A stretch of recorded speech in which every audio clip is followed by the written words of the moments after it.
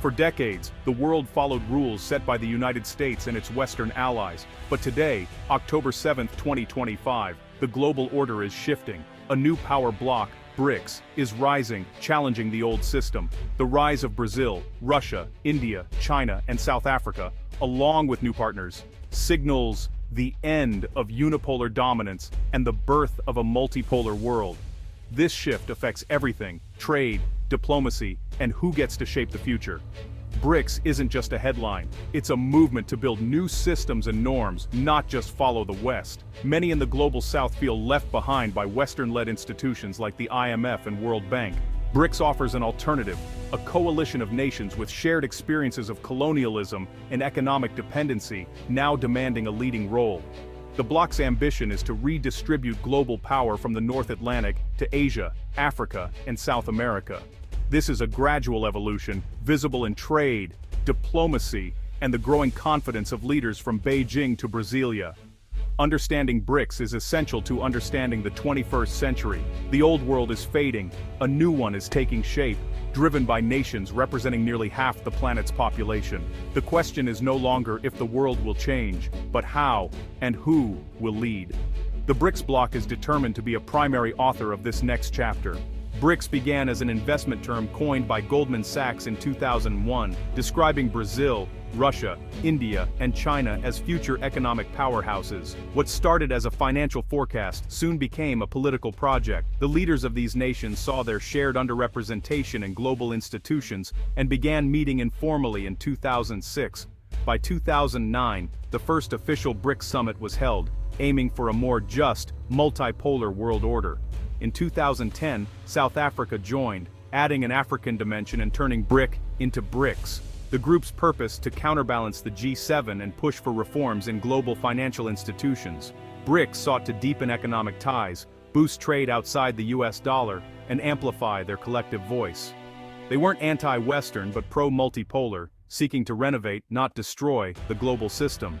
The inclusion of South Africa showed BRICS was about representing emerging regions, not just economic size. From the start, the bloc's agenda was clear economic cooperation and a louder voice for the global South. The group's evolution from an investment thesis to a political force is key to understanding its ambitions today. BRICS was born from shared economic potential and political frustration.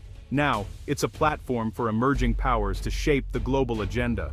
The story of BRICS is a story of transformation, of ideas becoming reality. In 2024, BRICS expanded, inviting Egypt, Ethiopia, Iran, Saudi Arabia, and the UAE to join. This strategic move transformed BRICS into a global powerhouse, especially in energy. The expanded group now controls nearly half of the world's oil production, giving it immense leverage. BRICS Plus is no longer just a club of emerging markets. It's a commodities giant. The inclusion of regional rivals and previously isolated nations shows BRICS' pragmatic big tent diplomacy. Unlike the G7, BRICS prioritizes economic cooperation over ideology.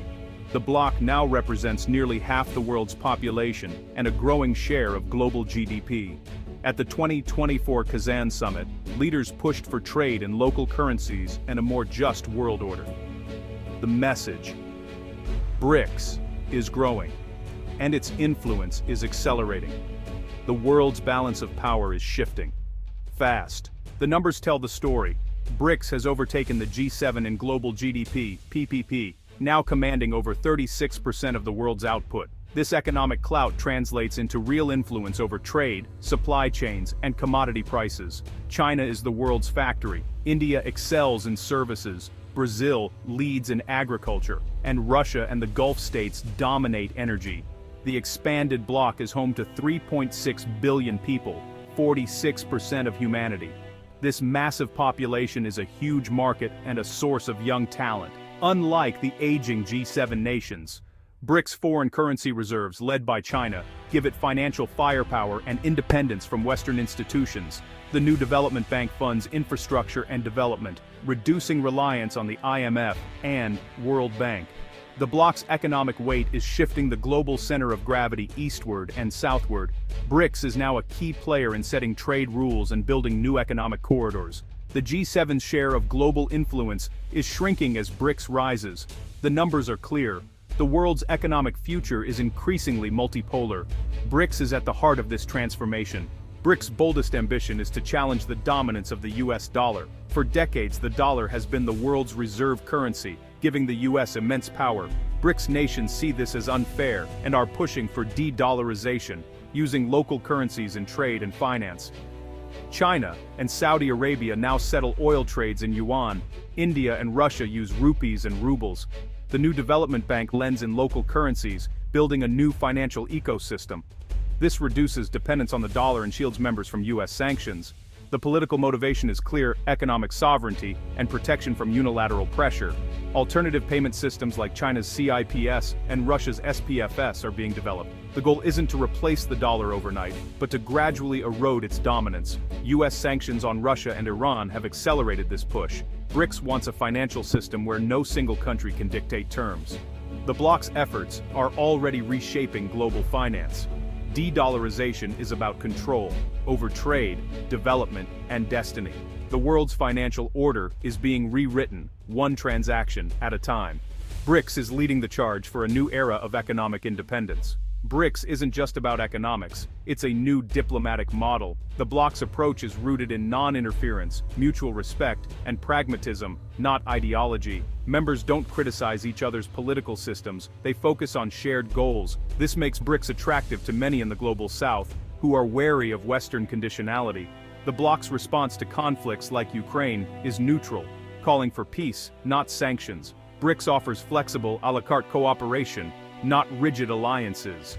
This diversity is a strength, allowing countries with different systems to work together. The G7 is unified by values. BRICS is united by a desire to rebalance global power. The result: a coalition that's more accessible and appealing to a wider range of nations. BRICS' diplomatic style is shaping a new multipolar world order.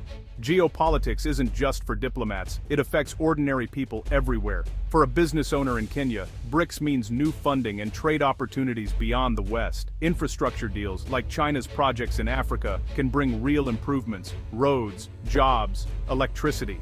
For workers in the US or Europe, BRICS' rise means more competition and pressure to adapt. The cultural landscape is changing too.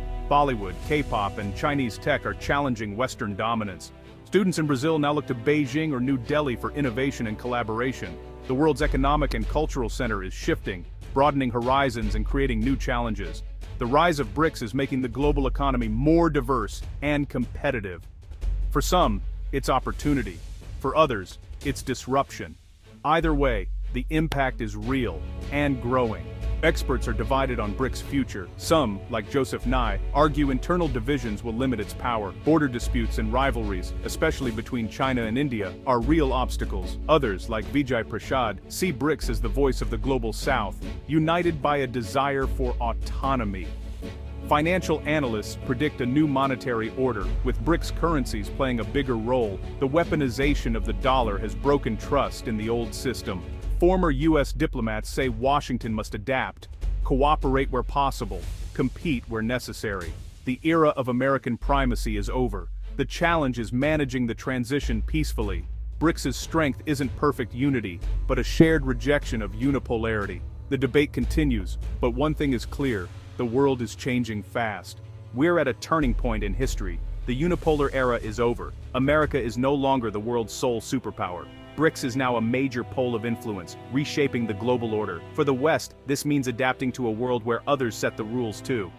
Humility and openness to new perspectives are essential. For the global South, BRICS offers opportunity, but also new risks and dependencies. The bloc's success depends on delivering real benefits and managing internal tensions.